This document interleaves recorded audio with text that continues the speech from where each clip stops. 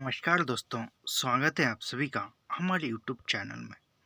जैसे कि आप सभी को पता है, एनटीए आजकल रचनाओं के अंदर से प्रश्न पूछ रहा है। उसी दृष्टिकोण से हमने लाइन टू लाइन, पंक्ति दर पंक्ति रचनाएं पढ़ाने का फैसला किया है और उसी दृष्टिकोण से कहानियों की सीरीज प्रारंभ हो चुकी है। तो आप भी रचनाएं पढ़ने के लिए या अध्ययन करने के लिए हमारे चैनल को सब्सक्राइब कीजिए, लाइक कीजिए और शेयर करना मत भूलिए। इससे पहले हमने उसने कहा था और दुलाई वाली यह दो कहानियाँ देखी है और आज हम एक टोकरी भर मिट्टी कहानी देख रहे हैं।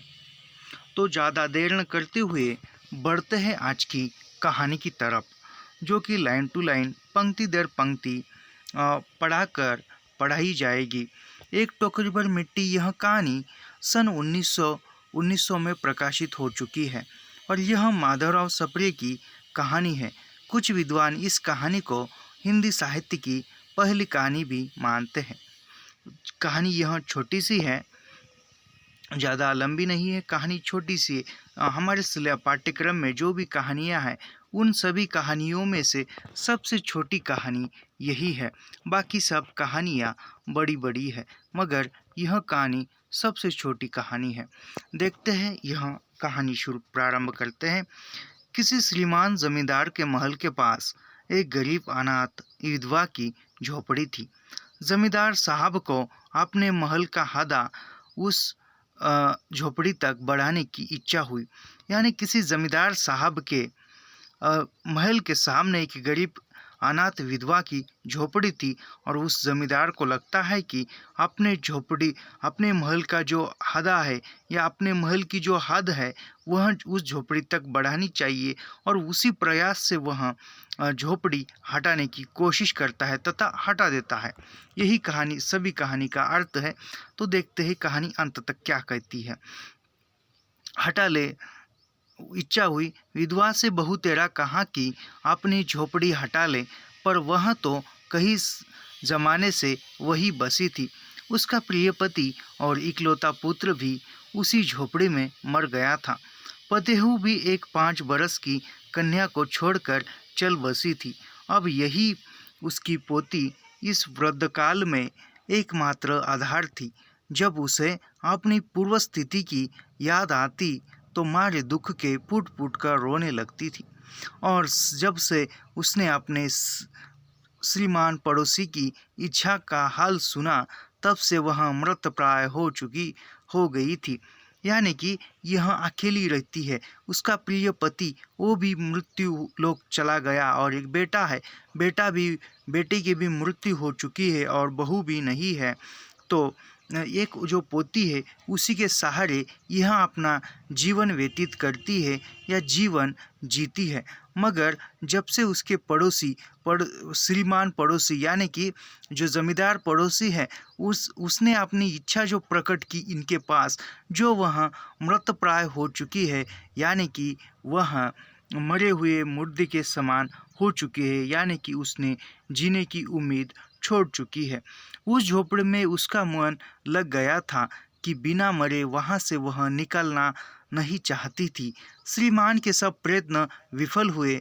तब वे अपनी जमींदारी चाल चलने लगे। बाल की खाल निकालने वाले वकीलों की थैली गरम कर उन्होंने अदालत में झोपड़ी पर अपना कब्जा करा लिया और विधवा को वहाँ से निकाला दिया। बेचारी अनाथ तो थी ही, पास पड़ोस में कहीं जाकर रहने लगी। यानी कि अभी इस बुढ़िया को वहाँ से, वृद्ध महिला को उस झोपड़ी से निकालने के लिए जमींदार ने जो वैयक्तिक तरीके से जो भी प्रयास किए वह सब विफल रहे, वह सब असफल रहे। तो उन्होंने उसको, वृद्ध महिला को उसी झोपड़ी से बाहर निकालने के लिए कोर्ट कचहरी यानी वकीलों को पैसे देकर प्रयास किए। अभी जो जून माह में एग्ज़ाम हुई उसमें यह प्रश्न आया था कि जमींदार ने वृद्ध महिला को झोपड़ी से बाहर निकालने के लिए कौन सा तरीका अपनाया था। तो यह ऐसे बीच के प्रश्न पूछे जा रहे हैं। इसी दृष्टिकोण से हमने फैसला किया है कि आपके सामने पंक्ति दर पंक्ति रचनाएं रखी जाए। तो यह इसका है। अदालत से जो उन्होंने अदालत से झोपड़ी पर अपना कब्जा कर लिया, वहाँ पर ये पर्याय भी दिया था, तो यह पर्याय सही था। यह उत्तर हम कब लिख पाएंगे? यदि रचना हमने पंक्ति दर पंक्ति पढ़ी हो, तब यह ऐसे प्रश्नों का उत्तर हम दे सकते हैं, नहीं तो नहीं दे सकते। तो अदालत के जरिए उसने उस विधवा को वहाँ से निकाला, तो वहाँ अभी अनाथ तो थी ही, उसका कोई दूसरा जीने का सहारा भी नहीं था, तो वह उसी गांव में या उसी मोहल्ले में आस पड़ोस में रहने लगी थी। अभी दूसरा परिचय देखते हैं। एक दिन श्रीमान उस झोपड़ी के आसपास टहल रहे थे और लोगों को काम बतला रहे थे कि वह विधवा हाथ में एक टोकरी लेकर वहां पहुंची। यानी एक दिन ऐसे श्रीमान जो है, वह जमींदार साहब जो है, वह जमींदार लोगों को काम बतलाते हुए झोपड़ी के आसपास टहल रहा था या घूम रहा था, तो तभी वह महिला जो है, वह महिला हाथ में एक टोकरी लेकर वहां पहुंचती है। श्रीमान ने उसको देखते ही अपने नौकरों से कहा कि उसे यहाँ से हटा दो।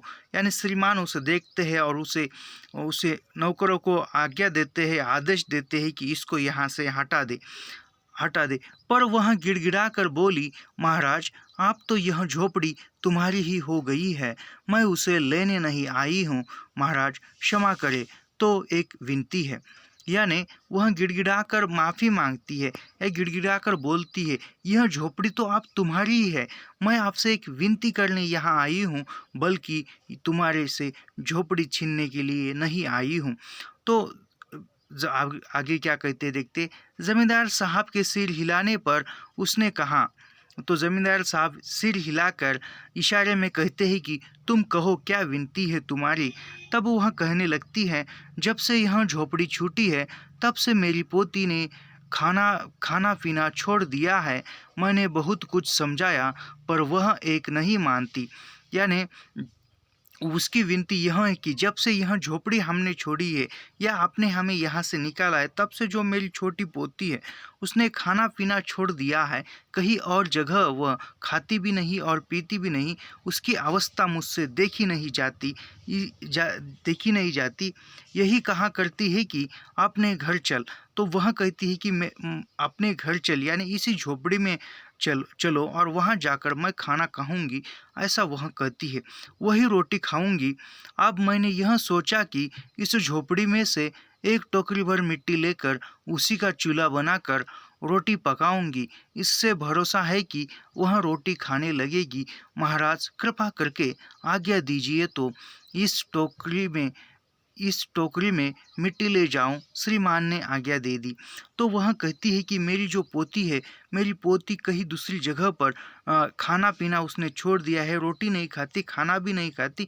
तो मैंने यह सोच लिया है कि जब मैं यदि यहाँ इस झोपड़ी से एक टोकरी भर यदि मैं मिट्टी ले जाकर उसका चूल्हा बनाकर उस पर खाना पकाकर मैं यदि उसे खिलाऊं, तो मुझे यकीनन पता है कि वह खाना खाने लग जाएगी। तो कृपा करके आप मुझे यहाँ से एक टोकरी भर मिट्टी ले जाने की आज्ञा दीजिए। तो यह सुनकर श्रीमान आज्ञा देते हैं, उसकी विनती स्वीकार करते हैं। अभी अगला परिचय देखते हैं।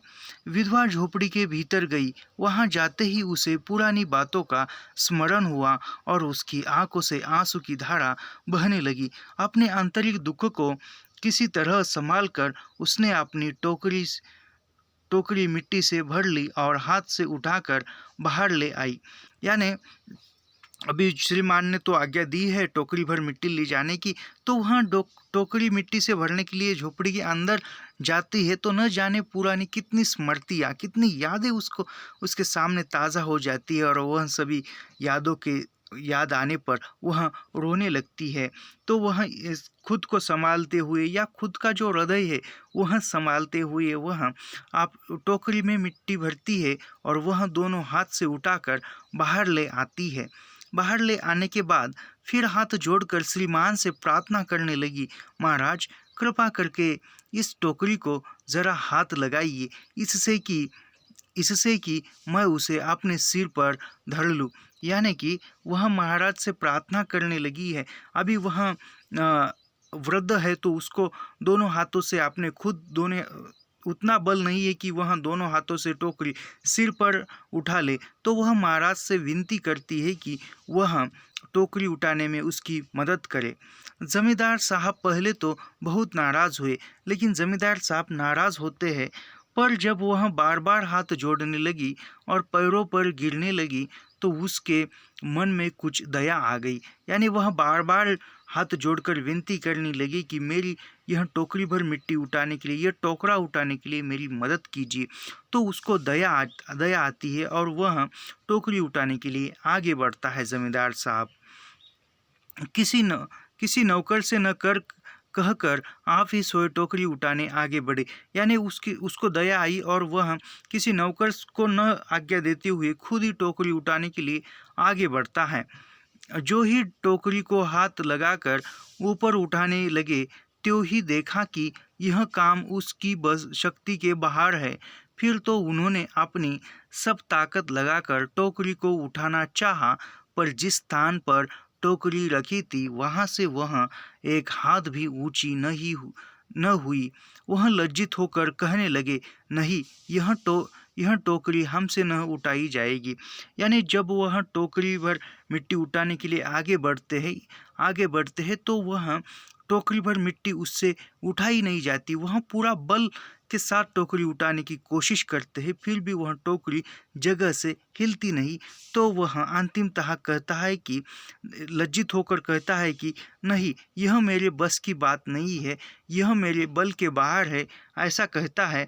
तो यह वाक्य सुनकर विधवा औरत कहने लगती है या वृद्ध महिला कहने लगती है, महाराज नाराज न हो, आपसे एक टोकरी भर मिट्टी नहीं उठाई जाती और इस झोपड़ी में तो हजारों टोकरियां मिट्टी पड़ी है, उसका भार आप जन्म भर क्यों कर उठा सकोगे? आप ही इस बात पर विचार कीजिए। यानी जब वो वृद्ध महिला कहती है कि आपको एक टोकरी भर मिट्टी उठाई नहीं जाती, लेकिन इस झोपड़ी के अंदर ज़मीन में न जाने कितनी टोकरियां मिट्टी पड़ी है, उस मिट्टी का भार तुम जन्म भर कैसे उठा पाओगे या कैसे इस झोपड़ी में तुम रह पाओगे? यह वृद्धा महिला कहती है। यह वृद्ध महिला कहने के बाद जो अंतिम पंक्तियां है वह है, जमींदार साहब धन पर मद से गर्वित हो अपना कर्तव्य भूल गए थे, पर विधवा के उपयुक्त वचन सुनते ही उनकी आंखें खुल गई। कृतकर्म का पश्चाताप कर उन्होंने विधवा से क्षमा मांगी और उसकी झोपड़ी वापस दे दी। यानी कि यह जो महिला ने वाक्य कहा है, महाराज नाराज न हो, आपसे एक टोकरी भर मिट्टी नहीं उठाई जाती और इस झोपड़ी में तो हजारों टोकरियां मिट्टी पड़ी है, उसका भार आप जन्म भर क्यों कर उठा सकोगे? आप ही इस बात पर विचार कीजिए। यह जो वाक्य है, यह वाक्य उस वृद्ध महिला का सुनकर जमींदार साहब पर जो धन दौलत की नशा चढ़ी थी, वह नशा सब उतर जाती है और वह खुद उस वृद्ध महिला को क्षमा मांगता है और पश्चाताप की भावना में क्षमा मांगकर वह उसको झोपड़ी लौटा देता है और खुद के मन में लज्जित हो जाता है। इस तरह कहानी यहाँ समाप्त होती है और कहानी का जो शीर्षक है, एक टोकरी भर मिट्टी, वह शीर्षक कहानी को सफलता प्राप्त करता है। यानी यहाँ पर कहानी का जो शीर्षक है, वह शीर्षक भी कहानी को पूरे सार्थकता के साथ सफल हुआ दिखाई देता है। तो यह छोटी सी कहानी थी। मिलते हैं अगले कहानी के साथ। तो ऐसे ही सभी कहानियाँ देखने के लिए या अध्ययन करने के लिए हमारे चैनल को सब्सक्राइब कीजिए, लाइक कीजिए और शेयर करना मत भूलिए। मिलते हैं अगले वीडियो में, तब तक के लिए धन्यवाद।